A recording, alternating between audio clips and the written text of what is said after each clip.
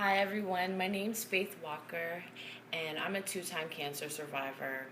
A lot of people look at me and are surprised to know that I'm living with stage 4 cancer, but it's a reality that I deal with every day. I was first diagnosed with breast cancer at the age of 26, and I wear my survivor ribbon proudly because I went through every form of treatment, chemo, radiation, surgeries, lost all my hair, was sick, like everything you can imagine that comes along with chemo, and having two young kids at that time as well.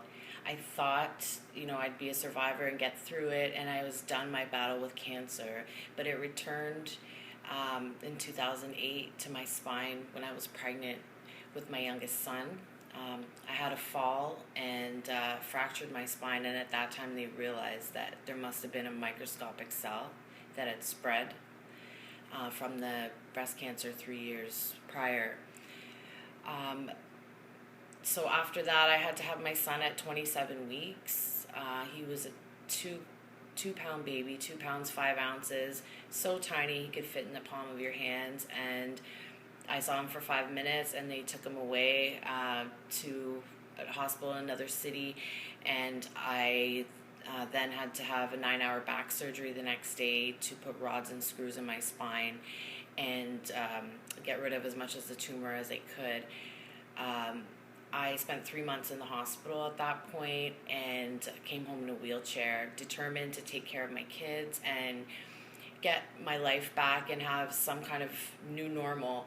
And as soon as I went from from a wheelchair to walker, crutch, cane, it was so tough. My kids have, my oldest son has autism and is nonverbal, and I'm sure he had a really hard time dealing with it and not being able to express himself, and me not being able to do the things that I could do before. My daughter saw me go through cancer treatment twice and saw me, in the worst possible state where I had to ask people not to bring her to visit me at the hospital because I was in such bad shape. I didn't want her to see me that way. And then my little guy, being away from him for 3 months, he finally got to come home, but I couldn't even lift him standing up. So it was a very slow process. But as soon as I kind of got settled and figured out what my plan was, how I was going to get through every day, at that point, my next thought was about my music and getting that going again, because that's been such a huge thing for me since I was 14. I've been writing and recording my own music, and now I had something really real to write about beyond what you normally hear about, and just that life experience, going through those really tough times gave me inspiration to want to help other people and spread my message of positivity and just making the most out of your circumstance.